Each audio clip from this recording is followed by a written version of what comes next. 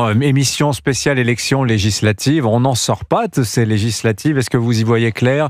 On est dans un instant avec de nombreux invités. Vous, chers auditeurs, vous prenez la parole. Vous êtes les bienvenus. 01 80 20 39 21 jusqu'à 11h. Dimitri Pavlenko sur Europe 1. Europe 1. Bonjour, bienvenue à vous si vous nous rejoignez sur l'antenne d'Europe 1. La situation politique est la suivante. Petit point de situation. Alors, vous allez voir, ça va peut-être vous faire penser à la description du front en Ukraine, cette histoire. On a eu la phase de mouvement.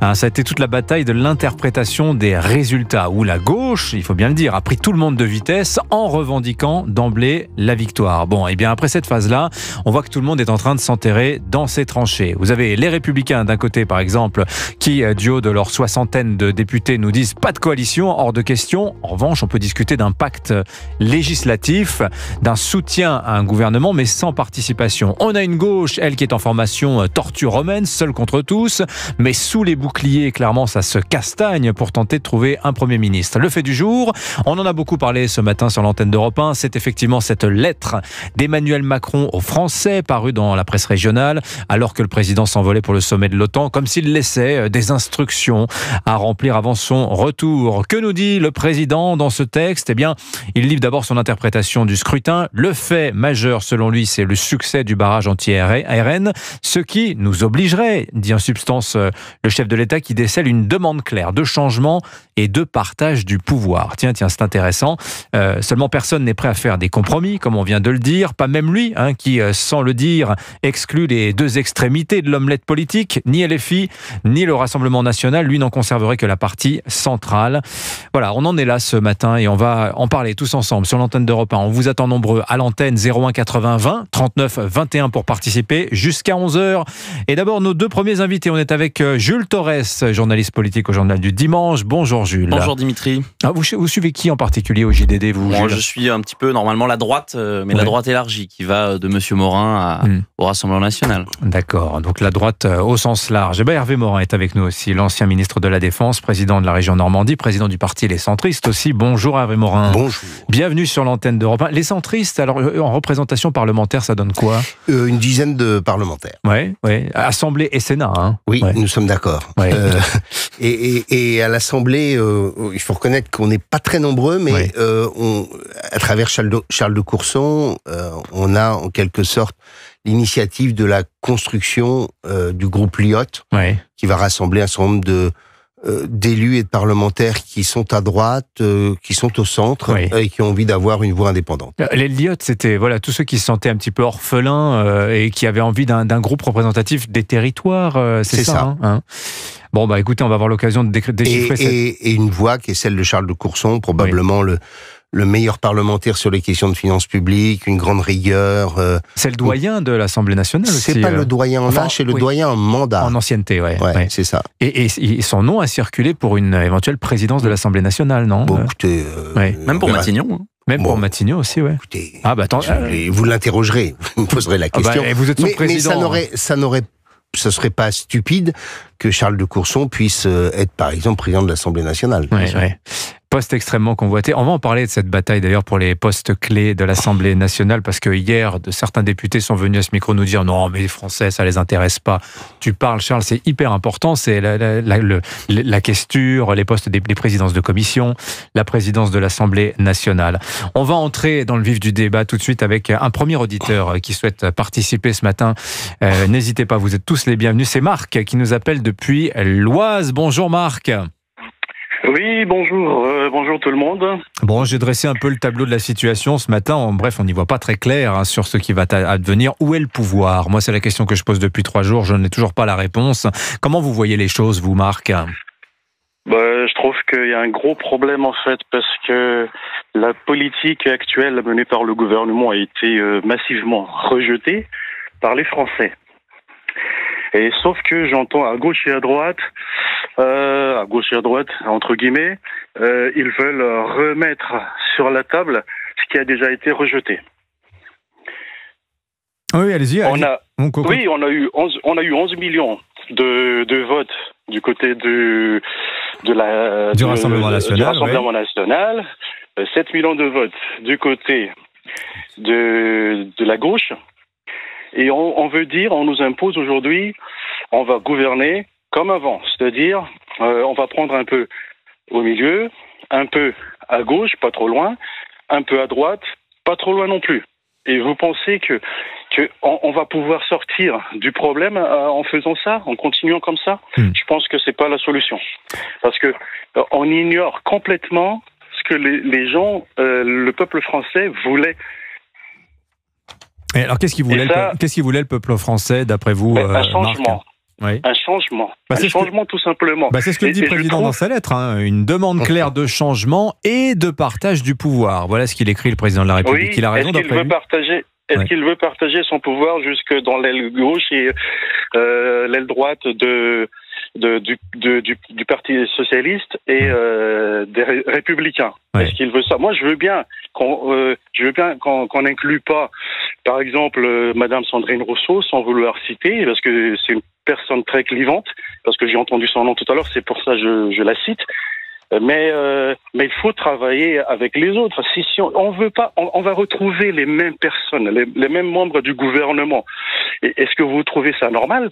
Ouais. C'est une bonne question que vous posez, Marc. Merci en tout cas de votre intervention ce matin sur l'antenne d'Europe 1. Vous avez cité Sandrine Rousseau. Elle sera avec nous, la députée écologiste de Paris, tout à l'heure à partir de 10h sur l'antenne d'Europe 1. Vous pourrez lui poser toutes les questions que vous souhaitez à propos de la gauche, c'est hyper active depuis dimanche et même pendant toute cette campagne des législatives. Alors Hervé Morin, je commence avec vous justement autour de cette lettre du président de la République.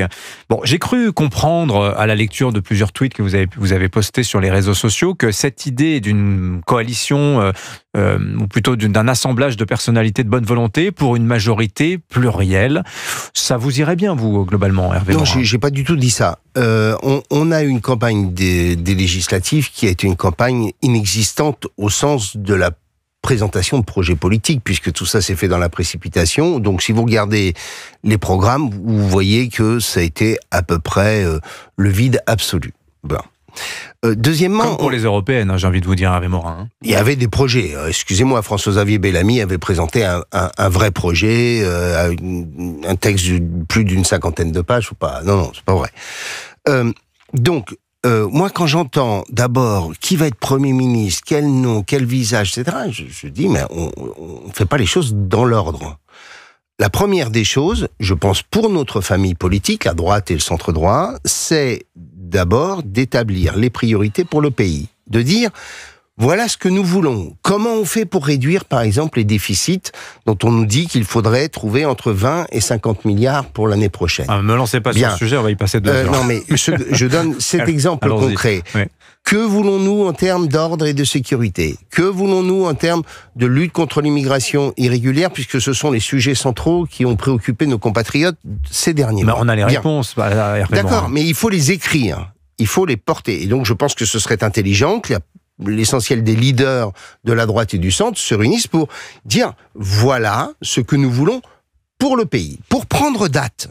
Pour faire en sorte, comme on fait en Allemagne quand il y a des coalitions, regardez le modèle allemand. Le modèle allemand, la formation d'un gouvernement, c'est entre plusieurs semaines et plusieurs mois. Oui. C'est-à-dire qu'on écrit d'abord une plateforme politique en disant voilà ce qu'on veut faire pour le pays pendant 4 ans ou 5 ans. Donc là, vous êtes en train de nous dire, Hervé Morin, on débute un processus qui va durer des semaines et des semaines, vous pensez? Bien sûr. Et par ailleurs, moi, pour ma part, ceux qui estiment que il faudrait très rapidement faire table rase de Gabriel Attal et de son gouvernement, je pense que il y a les Jeux Olympiques dans une 8aine de jours. Faisons en sorte que le gouvernement puisse gérer les affaires courantes, et puis on formera un gouvernement quand les choses seront établies. Mais le pire serait d'avoir une période de désordre à la tête de l'exécutif, alors même que nous accueillons le monde entier pour les Jeux Olympiques. Donc je dis, le premier exercice que doit se livrer la droite et le centre-droit, c'est pas dire on va désigner tel ou tel. On va d'abord se dire ce que nous voulons pour le pays. Oui. Point 1. Ainsi, les Français pourront constater, ce dont je suis persuadé, c'est qu'il n'y a aucune majorité possible, aucune coalition possible. Mais attendez, vous mettez pas les choses dans le bon ordre. Ça, c'est bien de faire le programme, mais on ne fait pas le programme après les élections. Là. Bien sûr que si, puisqu'il n'y a pas eu de programme pendant les élections. Et comment vous ratifiez... et vous vous rendez compte qu'on a eu une campagne électorale, je la regardais de ma région, où à aucun moment... une force politique s'est posé la question de savoir comment, avant de distribuer, on produisait de la richesse. Parce que dans un pays aussi endetté, avoir comme seul débat comment on distribue alors même que nous ne produisons pas assez, c'est tout de même assez ahurissant. Est-ce que vous avez vu, et dans une société complexe, quels sont les sujets majeurs? Les questions de compétitivité, de productivité, d'enseignement supérieur, de recherche, d'innovation. Vous parlez d'or, évidemment. Et donc, nous, on a quand même, je crois, le devoir, si on est à droite, de poser ces questions comme préalable à la construction de toute coalition dont on sait qu'elle est a priori improbable puisque les socialistes ont fait campagne sur la distribution tous azimuts et sur le déficit tous azimuts. Jules Torres. Non, moi je voulais revenir surtout sur le témoignage de votre auditeur qui, à mon avis, traduit une certaine réalité, c'est-à-dire que on a aujourd'hui... On a dit au second tour que les électeurs du Rassemblement national étaient floués, qu'il y a 11 millions d'électeurs qui finalement étaient arrivés en tête et qui se retrouvent avec la troisième force politique. Mais finalement, avec les discussions qu'on a actuellement, c'est-à-dire autour d'une potentielle coalition entre le camp présidentiel et la droite qui est arrivée en 4e position de ces élections législatives, finalement on a aussi les électeurs de gauche qui sont floués et qui ont permis à Renaissance de se sauver. Parce que on a ce peuple contradictoire, certes, qui ne vote pas la même chose entre le premier et le second tour, mais on a aussi un peuple, c'est-à-dire 20 millions de personnes qui ont voté contre la politique d'Emmanuel Macron, contre la politique qu'il mène depuis désormais 7 ans, et qui ne se retrouvent pas, finalement, dans cette coalition. C'est sûr que... Oui, j'ai cité Nicolas Bétou dans l'opinion, qui disait très justement l'autre jour que pour empêcher le gouvernement, le Rassemblement national de gouverner, les Français ont élu des gens dont ils ne veulent pas au pouvoir. C'est exactement ça. Donc on a un peuple contradictoire. Donc évidemment, avec un peuple contradictoire, on a une majorité pas claire et on n'a pas de majorité. Absolument. Le premier groupe, c'est le Nouveau Front Populaire. En effet, Hervé Morin a raison de le dire. Il n'y a aucune majorité à l'Assemblée nationale. Donc je pense que la meilleure solution, c'est en effet que Gabriel Attal conserve son mandat jusqu'à la fin des Jeux Olympiques et on y verra beaucoup plus clair à la rentrée. Hervé Morin a l'air de dire que ça va être plus long après les Jeux. Pour que vos auditeurs aient en tête, grosso modo, si on fait une alliance droite et une partie de Renaissance, puisque si j'ai bien compris, il y a les Renaissances de droite, désormais les Renaissances de gauche. Bien. On a 220 députés. Donc, ils sont à portée de fusil d'une motion de censure. Que de temps perdu. Si on est à 250, si on est à gauche avec les Renaissances de gauche, etc., on est entre 250 et 260. Donc, là aussi, à portée de fusil d'une motion de censure. Donc, il n'y a pas de majorité absolue possible aujourd'hui au Parlement. Voilà. C'est l'issue des élections. Et ensuite, pour ma part, le désordre qu'a créé le chef de l'État, nous allons malheureusement le vivre durant 1 an. Et donc la seule solution, c'est un gouvernement technique avec une figure assez consensuelle, mais à partir, en quelque sorte, d'un exercice qui consiste d'abord à écrire ce qu'on veut pour le pays. Parce que vous pouvez pas... Oui, vous l'avez dit très bien. Très bien. Alors, je ne me répète pas. Non, mais on y reviendra sur le programme parce que de toute façon, ça intéresse fondamentalement les gens. Les gens votent pas seulement que pour des noms, ils votent aussi pour des idées. Et le programme, il y a un consensus programmatique en France, on va pas se mentir. Hervé Morin est avec nous, le président de la région Normandie, président du parti Les Centristes, Jules Torres du journal du dimanche, gouvernement technique. Moi, ce qui me frappe aussi, c'est que effectivement, il y a beaucoup de gens qui aujourd'hui plaident pour des coalitions, pour des majorités plurielles, pour des alliances. Mais les clubs, les partis ne veulent pas fusionner, très clairement. Comment ça pourrait se passer? On va continuer d'en parler. Les auditeurs d'Europe 1, vous êtes les bienvenus. N'hésitez pas, l'antenne vous est ouverte. Oui, faites comme Marc, composez le 01 80 20 39 21. Numéro non surtaxé, Dimitri Pavlenko avec vous jusqu'à 11h. Europe 1. Un impact à réparer? Carglass directement. Chez nous, pour la réparation, il n'y a pas de franchise à payer. Et en plus, en 30 minutes, c'est fait. Et chez Carglass, la réparation, ça passe vite. Parce qu'on pré-remplit votre déclaration assureur. Vous avez juste à signer. Parce qu'on vous offre le Wi-Fi et le café. Vous voyez pas le temps passer. Et jusqu'au 19 juillet, repartez avec un gonfleur de pneus Osram pour gonfler vos pneus rapidement. C'est pour toute intervention par Wiz. Alors, prenez rendez-vous sur carglass.fr ou appelez gratuitement le 3044. Carglass répare, Carglass remplace. Conditions sur carglass.fr. Craquez pour les prix Friends chez Maxiso. Inscrivez-vous gratuitement au programme de fidélité Friends et profitez de prix toujours réduits sur plus de 460 articles. Comme le sac de croquettes 12 kg Advance Affinity Veterinary Diets pour chiens adultes souffrant de problèmes articulaires à 62,09 € au lieu de 68,99 €, soit 10% d'économie pour les clients Friends. Maxiso, tout pour vos animaux. Soit 5,17 € le kilo. Offre valable jusqu'au 7 août dans les magasins Maxiso et sur maxiso.fr. Friends veut dire ami. Grand frais. Oui Eric, merci pour ton message. 2 places pour le match, c'est ouf. Le seul truc c'est que je peux pas, j'ai grand frais. Ils ont une mozzarella d'Italie, délicieuse. Tu sais moi, question bouffe, je suis pas juste un fan, je suis un ultra. Chez Grand Frais, retrouvez chaque jour des petits prix. Et jusqu'à samedi, la mozzarella Fior di Latte est à 99 centimes la pièce de 125 grammes. Régalez-vous, faites vos courses. Grand frais, le meilleur marché. Soit 7,92 € le kilo, lait pasteurisé de vache, fabriqué en Italie, pourcentage de matière grasse précisé sur le lieu de vente. Magasin ouvert aux horaires habituels ce dimanche 14 juillet, liste et horaire sur grandfrais.com. Pour votre santé, limitez les aliments gras, salés et sucrés. Peugeot. Vous êtes au volant et vous croisez la nouvelle Peugeot 208. Vous pensez, pas mal. Et si je vous dis qu'elle est maintenant disponible en version hybride, qu'en ville, elle roule jusqu'à 50% du temps en mode électrique et qu'elle est proposée à partir de 160 € par mois. Là, elle devient irrésistible. LLD 37 mois, 30 000 km, premier loyer 5 150 € pour une 208 Active hybride 109. Réservé aux particuliers jusqu'au 15 juillet si acceptation crédit par. Conditions sur Peugeot.fr. Suivant état de charge de batterie, style de conduite. Pensez à covoiturer. Leclerc, bonjour. Oui, bonjour. Il paraît que quand on veut se muscler, c'est bien de manger des protéines de qualité, comme du bœuf français, par exemple. Tout à fait. Et bien sûr, il faut faire du sport. Ok. Donc si je vous prends un beau filet de bœuf bien tendre, on pourra considérer que j'ai fait la moitié du travail. On peut voir les choses comme ça. Et en tout cas, la caissette d'1 kilo de viande bovine, filet 3 étoiles à rôtir, origine France, est à 18,95 € du 11 au 15 juillet chez Leclerc. Chez Leclerc, le goût du frais, ça se défend tous les jours. Modalité et magasins participants sur www.e.leclerc. Europe 1. Émission spéciale législative et après avec Dimitri Pavlenko jusqu'à 11h avec vos invités Dimitri et les réactions des auditeurs en direct 01 80 20 39 21 numéro non surtaxé. On est avec l'ancien ministre président de la région Normandie Hervé Morin. Ça va la Normandie, Hervé Morin, en ce moment? C'est difficile de dire qu'une région va bien quand le pays va aussi mal, mais nous avons un nombre de projets industriels et un développement qui est... La vallée de la Seine redevient un des hauts lieux stratégiques, non seulement en France, mais aussi même en Europe. Ça se réindustrialise, la vallée de la Seine, Hervé Morin, vraiment? Vraiment. Bah oui, d'une part parce qu'on a la chance d'avoir le premier repère. Je vous rappelle que quand personne ne voulait... Flamanville, vous avez raison. Flamanville et Panly, surtout, qui dont la construction commence.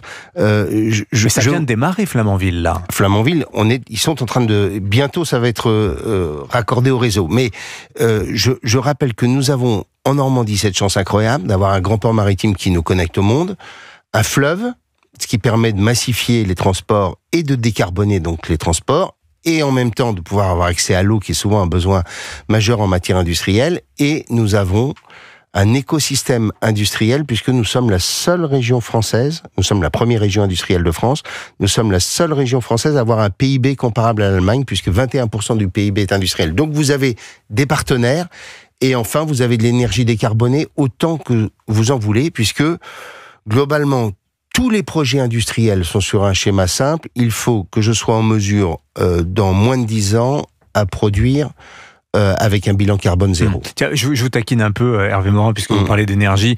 Moi, je connais un petit peu la région de Fécamp. Et alors, il y a cette forêt d'éoliennes maritimes là, qui ont été implantées. Bon, c'est pas très joli, mais nous sommes d'accord. Est-ce que c'est indispensable quand on a du nucléaire?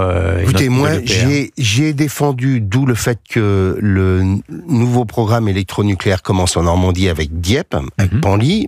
J'ai défendu le nucléaire quand plus personne n'en voulait. Et j'ai écrit à l'époque au chef de l'État, en 2018, j'ai fait consensus politique du Parti communiste à la droite, hormis les Verts, pour dire, s'il y a une relance du programme électronucléaire, nous voulons que ce soit en Normandie. Donc c'est pas à moi qu'il faut dire ça. On a eu 2 quinquennats, qui ont été 2 quinquennats calamiteux, tout ça pour acheter, grosso modo, Nicolas Hulot et Europe Écologie Les Verts en partie, qui a été le mandat de François Hollande, et le premier mandat, et le premier quinquennat d'Emmanuel Macron. Il nous faut des énergies renouvelables. Plus elles sont loin des côtes, mieux c'est. Oui. Voilà, c'est pas très très loin quand même. Hein. Ben non. Et les prochains seront plus loin. Et à la fin de l'interview normande, vous avez, vous avez des choses. Vous avez un petit bout de JO, vous aussi en Normandie? Malheureusement non, parce que la basse Normandie et la haute Normandie n'ont pas été candidates. Et donc moi je me suis battu pour qu'on soit une des grandes bases arrière des JO. Donc on accueille à l'heure actuelle beaucoup d'équipes qui sont en préparation. Pas de JO, pas de Tour de France pour la Normandie. Voilà. C'est vrai, ça, pas de Tour de France. Non, mais le Tour de France, c'est pas gratuit d'accueillir un Tour de France. Ah oui, ça coûte très très cher. C'est comme la flamme olympique. Alors, les communes qui ont payé le passage de la flamme olympique, mais quel dégoût, personne n'en a parlé. C'est un désastre marketing. Moi, j'ai pas mis un sou de la région. Comme de CJO, comme de 7 € et comme de ce Tour de France. Il a eu du flair, Hervé Morin. Oh, sur le Tour, on en parle un peu quand même, c'est vrai. Bon, Jules Torres, on parle de la situation politique aussi, c'est votre spécialité. Alors, je lisais ce matin dans les colonnes du Figaro que l'Assemblée nationale, dispersion façon puzzle, on a en moyenne de 58 à 2012, donc sous la Ve République, 4 à 6 groupes parlementaires en moyenne par législature. Là, on va être à 10 à 13 groupes parlementaires. Et alors, à l'heure où tout le monde débat de la possibilité d'une éventuelle coalition de gouvernement, on se rend compte que c'est extrêmement difficile de dégager des assemblages de groupes, des assemblages de partis. Les clubs ne veulent pas fusionner. Et donc, on en est réduit à espérer, c'est ce que veut Emmanuel Macron, des débauchages, un assemblage de personnalités finalement. Et donc, une reconduction du macronisme sous une autre forme, d'une certaine manière. Le problème, c'est qu'on voit depuis le second tour des législatives que finalement, le macronisme n'existe plus, que le macronisme a disparu. On voit bien que les macronistes de gauche rentrent au bercail. Je pense à Sacha Houlié, je pense à Gabriel Attal qui veut plutôt lui faire une coalition au centre-gauche. Et les macronistes du centre-droit, Édouard Philippe, Gérald Darmanin, veulent plutôt faire une coalition avec les centristes et les républicains. Mais c'est sûr que cette multiplication des groupes n'est que la succession finalement de ce qu'on a vu ces dernières années. C'est-à-dire qu'en 2012, il n'y avait que très peu de groupes. Désormais, on a le groupe Lyot, on a le groupe Horizon, on a le groupe Monem. Au sein même de la majorité présidentielle, il y a 4 groupes. On a la Renaissance, on a le Modem, on a l'Horizon et on a Lyot qui peut en effet de temps en temps s'y ajouter. Donc vous voyez bien qu'il y a un flou. Renaissance va se séparer en deux si j'en crois les échos du Palais Bourbon. Et Sacha Houlié a fait savoir qu'il ne vous siégerait pas avec Renaissance et qu'il était très fâché s'il y avait... Renaissance de gauche, quoi. Oui, voilà. Et à gauche, c'est la même chose. On a le Nouveau Front Populaire où on a 4 partis et il y a aussi des divers gauches. Donc vous voyez bien que finalement à droite où ils sont même 3, c'est beaucoup moins épars. Il y a 3 formations de droite, 4 centristes et 5 de gauche. Ah bah dis donc. Il y a une gauche de droite et une droite de gauche. Oui, il y a aussi les non-inscrits. Il y en a les non-inscrits, ça, bon. Non, mais il y en a qui font des passerelles. Bon, mais alors dans ce paysage politique très atomisé, donc on revient à cette lettre du président qui ce matin en appelle à la formation d'une majorité plurielle, ce qui pourrait passer, a priori, c'est ce qu'espère le président, pour un geste de rassemblement, un geste fédérateur. Mais c'est pas du tout pris comme cela. Écoutez, ce matin, la patronne de la CGT, Sophie Binet, elle était, je crois, l'invitée de LCI. Je suis très inquiète parce que je crois qu'Emmanuel Macron n'a toujours pas compris qu'il est président de la République et que quand on est président de la République, on doit être garant du respect des institutions, garant du respect de la démocratie et des urnes. On doit rassembler le pays au lieu de jeter des bidons d'essence à chaque fois qu'il y a des incendies. Voilà, le président qui jetterait des bidons d'essence sur une situation déjà inflammable. Écoutez maintenant Sandrine Rousseau sur la question de la nomination d'un Premier ministre de gauche. Le ton a quelque peu évolué en l'espace de 48 heures. Écoutez-la. Je trouve que nous mettons beaucoup trop de temps.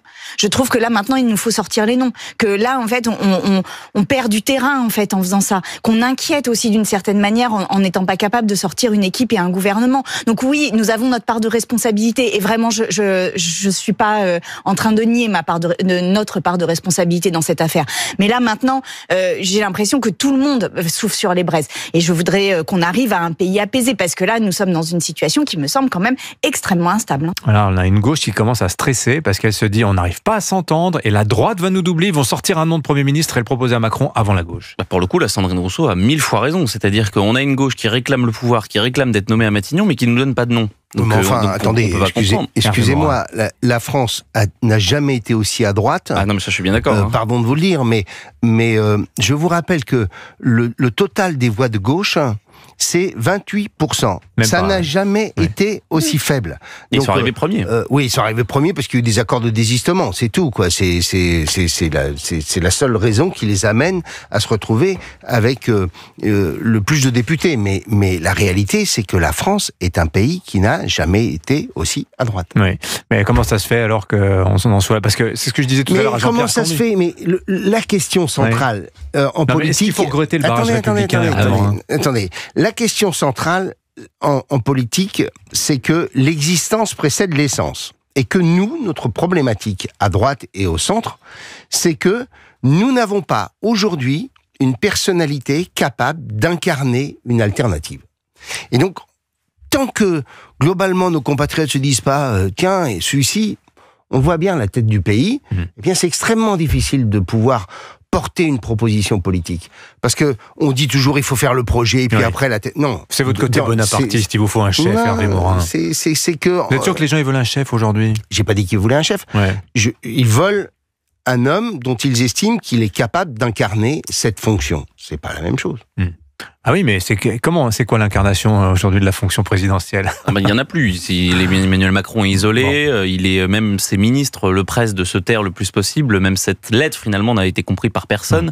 C'est vraiment ce qu'est Emmanuel Macron. C'est-à-dire qu'il a écrit pour ne rien dire, il fait pour ne rien faire. Et à travers le sujet que nous abordons, il y a une question qui mériterait d'être posée, c'est l'évolution institutionnelle de la Ve République. Eh ben, vous me coupez l'herbe sous le pied, Hervé Morin, j'allais vous le dire, dans cette situation, cette impasse dans laquelle nous nous trouvons, dans un système qui est censé être efficace pour éviter les situations de blocage politique qui étaient le quotidien de la 4ème République, eh ben, on voit que la 5e aujourd'hui, elle est coincée pareillement. Est-ce qu'Emmanuel Macron est un peu René Coty? Ça, on l'entend beaucoup en ce moment. Est-ce qu'il est temps de changer les institutions? Ça, c'est le grand fantasme de la gauche. Hervé Morin trépigne d'impatience, il a envie de vous en parler, chers auditeurs d'Europe 1. On vous attend nombreux sur l'antenne. Le numéro de téléphone, Anissa Dadi. Le 01 80 20 39 21. À tout de suite. Europe 1. Je n'ai que des bonnes nouvelles à vous annoncer puisque le soleil domine aujourd'hui déjà dès ce matin. Quel plaisir pour moi de vous parler, moi qui vous suis tous les jours. Écoutez, on va pas vous aider, mais ça commence par Star, ça finit par Nia. Qu'est-ce que vous feriez, vous, par exemple, si vous gagnez 155 millions? Je vous donne la moitié. Non, mais sérieusement, je rachète Pascal Praud. Soyez solidaires les uns des autres. Aidez-vous toujours dans la vie. Soyez vraiment attentifs l'un à l'autre. Respirez. Europe 1. Et puis, n'oubliez pas, la vie est belle. Avec vous. Se faire plaisir, toujours au bon prix chez Auchan. Jusqu'à samedi, le kilo de pêche ou de nectarine jaune ou blanche est à seulement 2,19 €. À ce prix-là, je vais vous faire mon crumble de pêche et nectarine avec une petite touche de menthe. Ça sent l'été. C'est ça le pouvoir d'acheter français chez Auchan. Auchan, avec plaisir. 2,19 € le kilo de pêche ou de nectarine jaune ou blanche catégorie 1, calibre A, origine France. Valable dans vos magasins Auchan participants. La Poste. Ici ou là. Adverbe, désignant deux lieux différents, bien que souvent relativement proches géographiquement parlant, et qui amène forcément à faire un choix. Par exemple, votre paquet, vous préférez le récupérer ici ou là?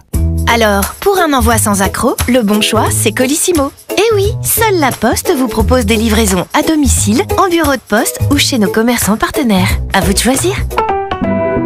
Voir modalité sur laposte.fr. Leclerc, bonjour. Bonjour. Savez-vous ce qui distingue la pêche blanche française de la pêche jaune française? Dites-moi. Eh bien, la pêche blanche française est très savoureuse, alors que la pêche jaune française est tout simplement délicieuse. Attendez, à moins que ce soit l'inverse. Vous allez pouvoir comparer, car du 12 au 14 juillet chez Leclerc, les pêches jaunes ou blanches issues d'un verger français éco-responsable sont à 2,45 € le kilo. Chez Leclerc, le goût du frais, ça se défend tous les jours. Catégorie 1, calibre 67-73 mm, modalité et magasin participant sur www.e.leclerc. Oh, j'ai fait un cauchemar. C'était la fin de l'été. Mais non, ne t'inquiète pas. Avec Costa, c'est l'été toute l'année. Réservez votre croisière avec Costa jusqu'au 26 août à partir de 499 € par personne. Et partez pour les Canaries, les Caraïbes ou les Baléares. Info en agence de voyage ou sur costacroisière.fr. Costa. Carrefour. Quand vous me dites, êtes-vous capable de me citer l'une des meilleures bières aromatisées au monde? Eh bien, ça me donne envie de vous dire qu'il y a 50% de remise immédiate sur le deuxième produit Desperados acheté. Et c'est valable sur tout Desperados. Et là, à mon avis, j'ai tout bon. Et c'est jusqu'à dimanche chez Carrefour, Carrefour Market et leur drive. Carrefour. Panachage possible, la remise s'applique sur le moins cher. Détails sur carrefour.fr. Pour votre santé, attention à l'abus d'alcool. Europe 1, le journal permanent. 9h30 sur Europe 1 avant de replonger dans le chaudron politique, l'essentiel de l'actualité, l'information Nina Pavant. Aux élections législatives, personne ne l'a emporté. La petite phrase d'Emmanuel Macron dans une lettre aux Français ne passe pas auprès des oppositions. Le président de la République appelle les forces républicaines à bâtir une majorité solide et plurielle. Indignation du nouveau Front populaire qui revendique le poste de Premier ministre depuis les résultats des élections. Une situation politique qui inquiète 8 Français sur 10, c'est le résultat résultats du dernier sondage CSA pour Europe 1, CNews et le journal du dimanche. Aux États-Unis, la Maison-Blanche promet un Joe Biden en forme pour une conférence de presse qu'il doit donner ce matin. Le président américain, candidat à un second mandat, critiqué dans son propre camp, jugé trop âgé pour gouverner par de nombreux démocrates. L'Europe est-elle encore une terre sûre pour les Juifs ? Une vaste enquête publiée ce matin pointe du doigt, je cite, la marée montante de l'antisémitisme aggravée par le conflit au Proche-Orient. En France, plus de 2000 aliyas. Les demandes de retour en Israël ont été enregistrées par l'Agence juive de France depuis dimanche. Et puis du sport, aujourd'hui la 12e étape du Tour de France, 203 km entre Aurillac et Villeneuve-sur-Lot.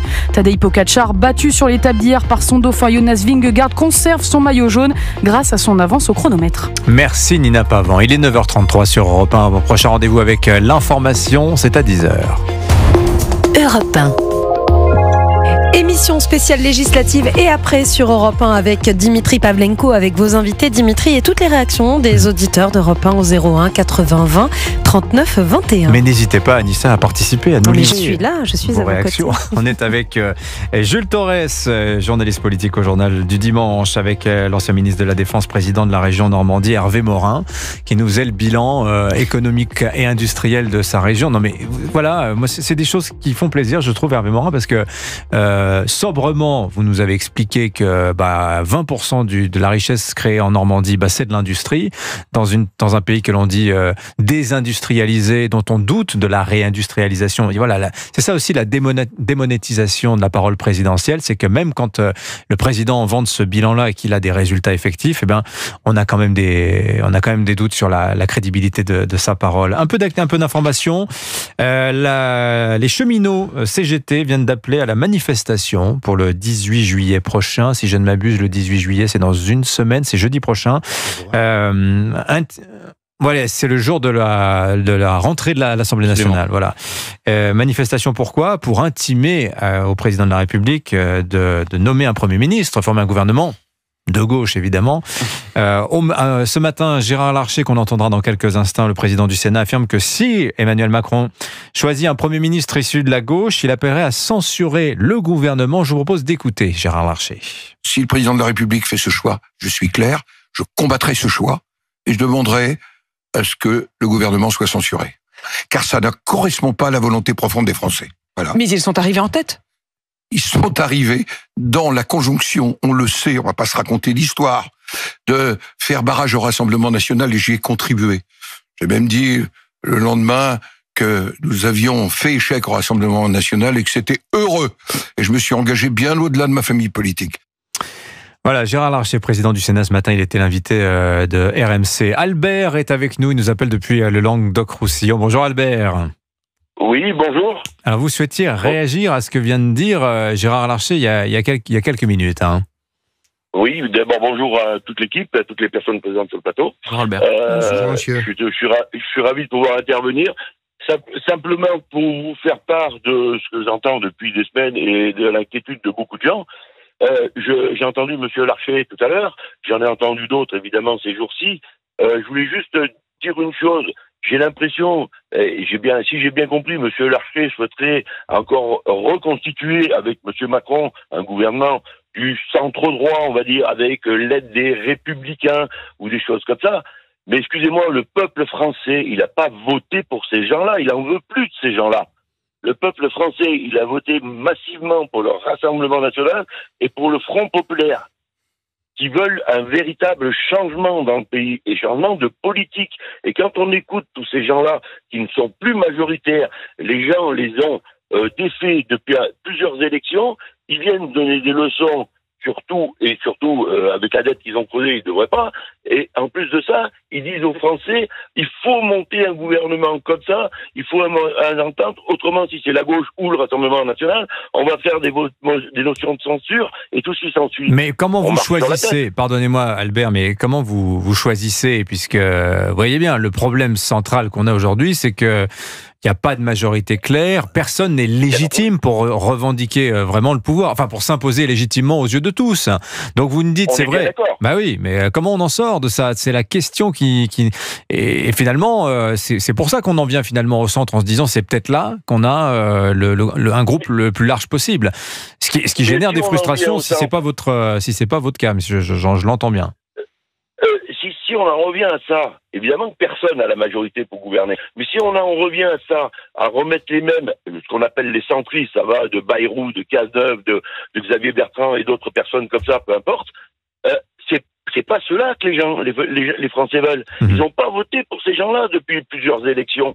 Regardez, on a très peu parlé du résultat en pourcentage de l'élection. On a parlé en nombre de voix un petit peu, très peu, et du pourcentage. Il me semble que le Front National le Rassemblement National a fait 37% des voix, je crois. Au second tour, c'est vrai, oui. C'est vrai.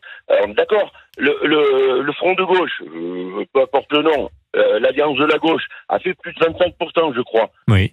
Les Français, moi, peu importe, c'est pas ce que moi je pense qui compte, c'est ce qui se passe dans la vraie vie. Le peuple français, il n'en veut plus de ces gouvernants du centre qui nous gouvernent depuis des années et des années. Ils veulent du changement, ils veulent revenir sur la retraite, ils veulent plus de sécurité, et tout ça, du pouvoir d'achat, et ainsi de suite. Et eux, ils nous disent qu'ils veulent continuer, autrement ils vont censurer. Vous savez ce qui va se passer si on reste comme ça? Dites-moi. Ça va se passer dans la rue.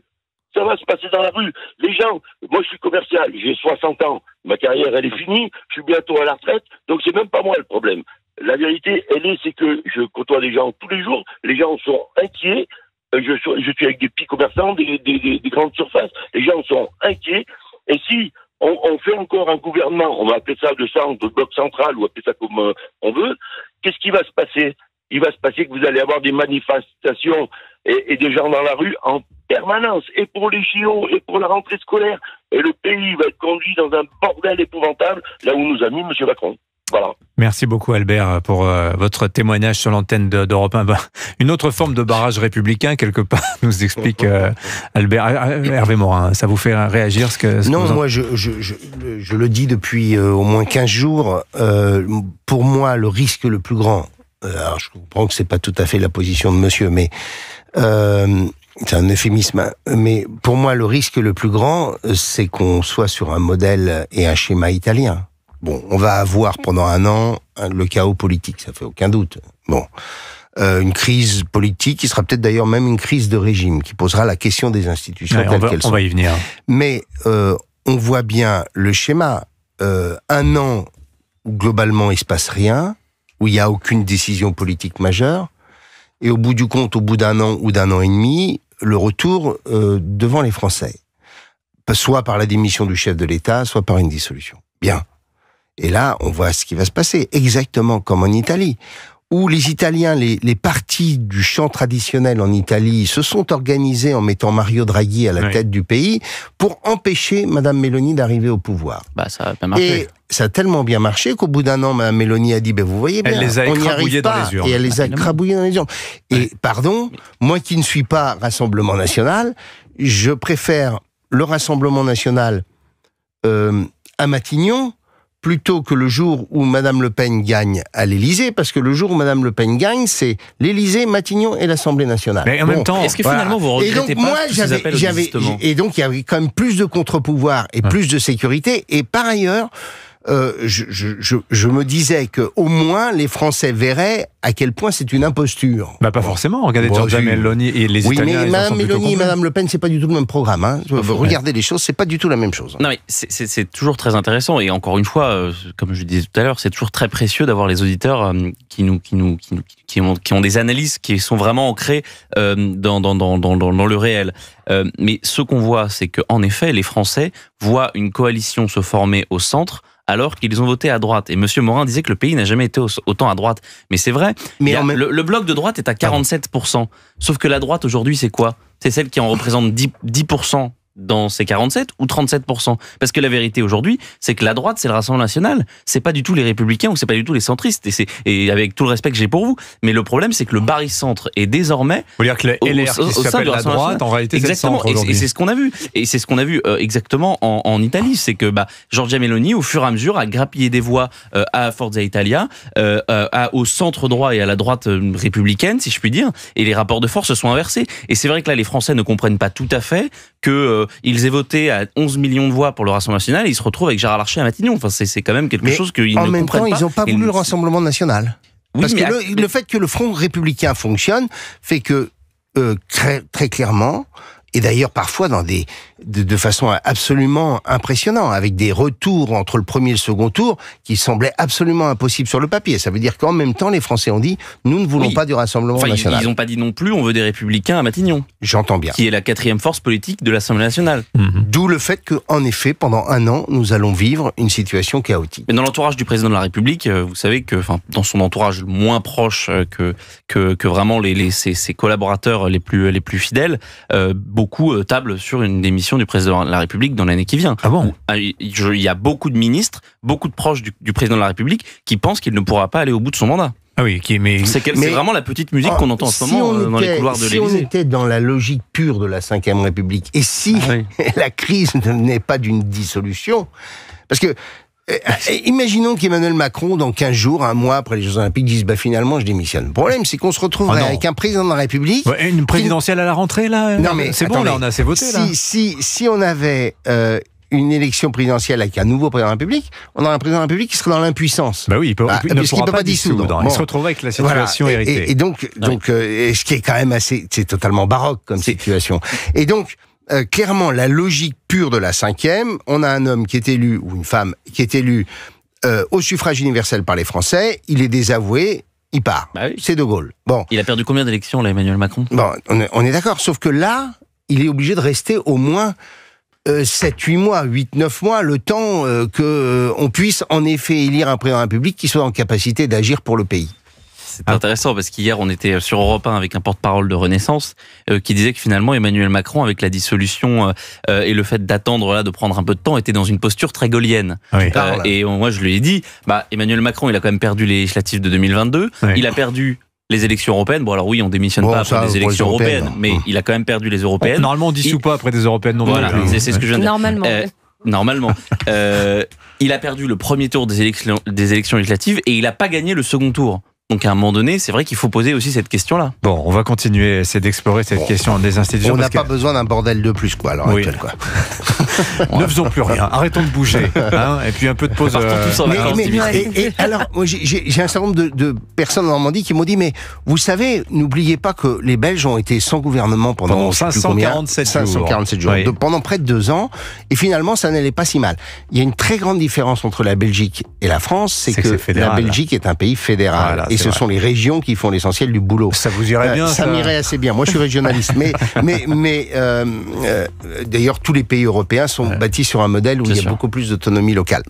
Et ça marche mieux. Mais clairement, en France, le problème, c'est que c'est un pays jacobin. Ah bah ça, c'est quand on n'est pas content, on va taper directement à la porte de l'Élysée. Ça explique d'ailleurs une partie de nos déficits abyssaux. On est avec Hervé Morin, le président de la région Centre. On est avec Jules Torres. On est bien sur Europe 1. On parle de politique ce matin. C'est après législative qui vous inquiète beaucoup, chers auditeurs. On vous attend nombreux à l'antenne, n'hésitez pas. L'antenne, elle vous est ouverte. 01 80 20 39 21, numéro non surtaxé. À tout de suite, Dimitri Pavlenko jusqu'à 11h sur Europe 1. Europe 1. Là, vous entendez pom pom pom et vous vous demandez pourquoi c'est encore moi qui chante sur le roi Merlin. Mais là, quand je dis que jusqu'au 30 juillet, pendant l'opération c'est moi qui l'ai fait, il y a plus 20% gratuit dans les pots de peinture 10 litres, blanc mat, Luxens à 44,90 €, là vous vous dites, génial, je vais tout repeindre chez moi. Enfin, chez vous. Le roi Merlin, on peut tout construire ensemble, même l'avenir. Soit 3,74 € le litre, limité à 19 000 pots. Lidl, réélu encore et encore, meilleure chaîne de magasins de l'année dans la catégorie supermarché. Allô patron? Allô, t'es là? Nutella, vous voulez dire? En ce moment, le lot de 2 pots de 800 grammes est à 7,78 €. Et pour un produit acheté, le deuxième est à moins 50%. Oh là là, 2,59 € le deuxième pot de Nutella? Oh bravo. Et il y a des promos jusqu'à moins 50% sur toute la gamme. On est mal, hein? Lidl, le vrai prix des bonnes choses. 6,49 € le kilo le pot seul, 4,86 € pour 2. Offre valable jusqu'au mardi 16 juillet. Plus d'informations sur Lidl.fr. Pour votre santé, bougez plus. Heureusement que Fiat est là. Bah comment ça? Pour rendre la voiture électrique toujours accessible. What? D'abord, Fiat étend le bonus écologique de 7 000 € à tous. 3 000 € de remise en plus? Et plus que jamais, Fiat défend le leasing pour tous. Fiat 500 électrique est désormais à partir de 69 € par mois. C'est exceptionnel et seulement en juillet. Plus de prise de tête, on file chez Fiat. Fiat, l'électrique pour tous, mais surtout pour vous. LLD 37 mois, apport de 4 500 €, bonus éco 4 000 € et remise éco Fiat 3 000 € déduits, c'est accord crédit par jusqu'au 31 juillet. Détails sur fiat.fr. Pensez à covoiturer. Fiat. À tous ceux qui ne savent jamais ce qui est le plus cuit entre à point et bien cuit. À ceux qui disent bleu pour avoir saignant parce que de toute façon c'est toujours trop cuit. À ceux qui disent bien cuit mais pas de la semelle non plus. Et à ceux qui ne sont pas d'accord et qui disent quand on aime la viande on la mange saignante. Jusqu'à samedi, Intermarché propose la basse côte de bœuf Origine France à 9,39 € le kilo. Intermarché, tous unis contre la vie chère. Viande bovine basse côte 2 étoiles à griller. Modalité sur intermarché.com. 2 ans que Manu est avec lui. 2 ans qu'il loue à tout le monde ses qualités. Mais 2 ans que personne ne l'a rencontré. Mais alors, il est où? Il est là, dans le placard, prêt à aspirer silencieusement 1h30 d'affilée. L'aspirateur de Manu. Cette belle histoire pourrait bientôt être la vôtre. Pendant les soldes chez Darty, l'aspirateur XO90 énergie sans fil est à 199,99 € au lieu de 499,99 €. Un vrai prix d'aspi? Darty, c'est parti pour durer. Renseignez-vous en magasin ou sur darty.com. Date des soldes selon décret. Émission spéciale législative et après avec Dimitri Pavlenko, ses invités, Jules Torres, journaliste politique au JDD, et Hervé Morin, ancien ministre de la Défense, président des centristes de Normandie. Vous pouvez réagir 01 80 20 39 21. Vous avez la parole. À tout de suite. Région Normandie. Président de la région Normandie et des centristes. Et parti. Voilà. J'avais à faire un raccourci. Moi, c'était pour me moquer de vous. À tout de suite. Carrefour. Quand vous me dites « Oh, le casse-tête de la rentrée des classes », eh bien, je vous réponds que pour une rentrée des classes qui bat tous les records, avec 70% d'économies créditées sur votre carte Carrefour, le pack de 4 stylos Roller Friction Ball Pilote revient à 1,74 €. Et c'est jusqu'au 28 juillet chez Carrefour, Carrefour Market et leur drive. Carrefour, on a tous droit au meilleur. Prépayé 5,80 €, encre thermosensible effaçable, différents coloris disponibles, détails sur carrefour.fr. Amazon Prime Day, c'est les 16 et 17 juillet. En profitant de 2 jours de vente flash exceptionnelle sur la high-tech, cuisine, maison et plus encore, vous aurez l'impression que c'est votre fête. Julie s'est acheté une tondeuse électrique. Elle est membre Prime, c'est fantastique. 2 jours de vente flash à ne pas manquer. Pour vous, c'est bientôt Prime Day. Et maintenant, elle est devenue une vraie star.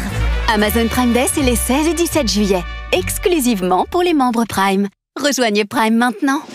Europe 1.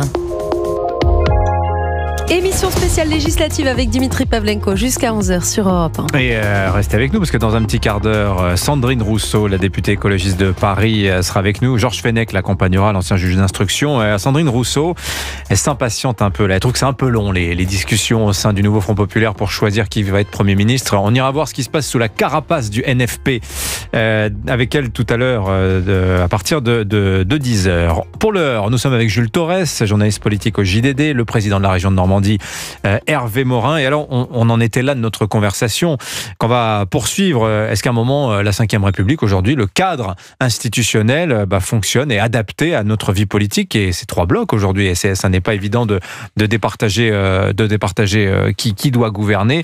On est d'abord avec Didier qui nous appelle depuis Sevran. Bonjour Didier. Bonjour. Didier en région, c'est à la région Sevran en région parisienne, hein, j'imagine. Hein ? Oui, bien sûr. Notre députée, c'est Clémentine Autain. Bon, alors dites-nous, on vous écoute. Eh bien voilà, j'ai Hervé Morin qui ressort de sa région, qu'on n'avait pas entendu parler. Je veux l'interpeller. D'abord, j'ai décidé, avant la fin de la semaine, de me retirer de la liste électorale. J'ai décidé ça parce que depuis 2005, je ne vote plus, depuis que j'ai voté non à la Constitution européenne, où dans le référendum, le président Sarkozy a décidé de ne pas tenir compte de mon non. Moi, je fais partie, je termine, j'ai fait partie de ces jeunes de 30 ans qui avaient voté pour Maastricht. J'avais des jeunes enfants, j'avais un avenir, enfin, je croyais à un avenir de l'Europe, de la France, de beaucoup de choses. Aujourd'hui, ce qui s'est passé, c'est qu'il y a 10 millions d'électeurs du Rassemblement national qui ont voté et se sont exprimés, où on a dit il faut voter, moi je vois plus. Et il y a 3 millions d'électeurs qui ont voté pour LFI. Mmh. Et juste pour, 13 millions Didier, de personnes... juste pour être bien clair, vous êtes sorti de votre abstention lors de ces dernières législatives ? Oui, enfin, moi je suis sorti complètement. Je ne vote plus depuis 2005. Vous votez depuis plus le référendum, je ne vote plus. Très bien. Mais vu les résultats, 13 millions d'électeurs, 10 millions de Rassemblement national, 3 millions de LFI, 13 millions d'électeurs, on est en train de leur dire votre vote n'a servi à rien. On nous a fait des campagnes, il faut voter. 13 millions d'électeurs vont pas du tout être entendus. C'est-à-dire votre vote, M. Macron et M. Morin et M. Larcher, votre vote, ça ne sert à rien. C'est exactement ce que je disais à Hervé Morin. Je disais, les auditeurs d'Europe 1, qu'est-ce qu'ils nous disent depuis une semaine, mais on comprend pas. Et les gens ont l'impression de s'être un peu fait piquer l'élection, quoi. C'est votre sentiment, Didier, j'ai l'impression, non ? Ben oui, moi, comme je vois pas, on m'a rien piqué, mais là, là, c'est trop. Vous vous rendez compte, 13 millions d'électeurs, on leur dit, ça sert à rien ce que vous avez fait. Alors, ça sert pas à rien. Sur la liste. Oui, ça sert pas à rien. Sur la liste, mais là, je me retire. Mais vous savez, la France n'est pas une exception. Regardez la présidentielle américaine. Donald Trump avait été élu en 2016 avec moins de voix que son adversaire démocrate. Le système électoral canadien, je crois, produit à peu près les mêmes effets. Voilà, c'est-à-dire que chaque système électoral produit ses complications et on le voit clairement avec notre système des législatives. Hein. Oui, mais là, il y a un homme qui nous dit je ne veux pas tenir compte. Il a dit, M. Macron, je ne dis pas le président de la République parce que pour moi, il n'y est plus. Mais M. Macron a dit, je vais faire des élections pour vraiment montrer le nouveau visage de la France. Et 13 millions d'électeurs, il dit, je ne veux pas vous entendre. Je ne veux pas un seul député, que ce soit LFI ou Rassemblement national, je ne veux pas un seul député de ce que vous avez voté. Bon, très clair. Et c'est différent. Et puis, alors là, quand je revois les gens, excusez-moi du peu, mais quand je revois M. Wauquiez, M. Morin, Mme Pécresse revenir M. Hollande, sortir du bois, là, je dis non. Là, je vous dis, avant la fin de la semaine, je vais en mairie. Bon, Hervé Morin. Mais monsieur, je voudrais simplement vous dire une chose, c'est pas parce qu'on a 60 ans qu'on doit disparaître.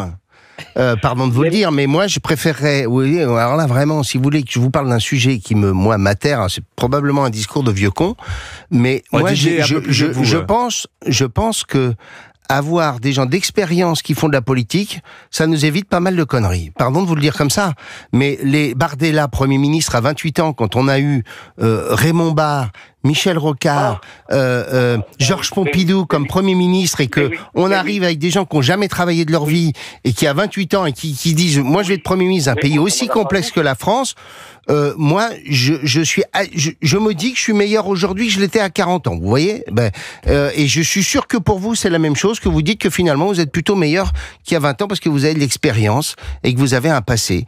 Mais donc voilà, donc j'estime que c'est pas parce que j'ai 60 ans que je dois pour autant désormais disparaître parce qu'on serait dans une espèce de folie jeuniste qui ne ressemble à rien. On voit bien d'ailleurs à quoi nous mène le jeunisme entre Monsieur Macron, Monsieur Attal et Monsieur Bardella. Hein, voilà. Bon, Monsieur Wauquiez n'est pas vieux non plus. Il a quand même derrière lui des années d'expérience gouvernementale, parce que être dans l'exécutif d'un pays, c'est pas une petite responsabilité. Avoir une connaissance fine de son pays et de nos compatriotes, ça se fait pas non plus en l'espace de quelques années. Ça impose, d'avoir son parcours avec les bosses et les cabosses que nous pouvons avoir liés à notre propre vie politique, à nos erreurs, etc. Et donc, franchement, nous dire vous devez disparaître parce que vous avez déjà. J'ai pas dit ça. Mais si, c'est ce que vous nous avez dit. On revoit Pécresse, Wauquiez, Morin, etc. On vous revoit ressortir, Monsieur Morin. J'aime beaucoup. Ma sensibilité, c'était de centre droit. Voilà, rejoignez-nous alors. Oui, mais... Non, pas du tout. Mais pas du tout. Ça sert à rien. Vous représentez rien. Le LR représente rien. Alors le Rassemblement national non plus. C'est un jeune, comme vous dites, c'est un jeune. C'est vraiment les gens se sont fait berner pour le Rassemblement national. Bon, merci beaucoup Didier, en tout cas de votre témoignage. On entend votre désillusion, votre déception. Jules Torres, le mot de la fin? C'est pas que de la déception ni de la désillusion, c'est aussi beaucoup de colère. Hein. On voit là, c'est un super exemple, celui qu'on vient de nous proposer. C'est-à-dire qu'on a un électeur qui s'est senti floué en 2005, absolument, lorsque les Français ont voté non à la Constitution européenne, puis ensuite on a fait passer ça par le traité de Lisbonne en 2007, et là on a finalement la même chose, c'est-à-dire qu'on a des gens qui ont voté, que ce soit à gauche ou à droite, ils sont 20 millions qui ont voté pour rien finalement, en effet, rien, et qu'ils ne seront pas représentés dans le futur gouvernement et pour lesquels on met un front, un cordon sanitaire, un front républicain, que ce soit à gauche ou à droite. Attendez, c'est pas joué pour le gouvernement, on va en parler longtemps sans doute. En tout cas, merci beaucoup Jules Torres, journaliste au JDD, d'avoir été avec nous et on vous lira évidemment ce dimanche. Merci beaucoup Hervé Morin. Merci beaucoup. Bon retour en Normandie, ce fut un plaisir. Non, vous restez un peu à Paris là, vous. Vous m'avez fait lever à 5h du matin. Voilà. Vous n'êtes pas venu pour rien. Et voilà.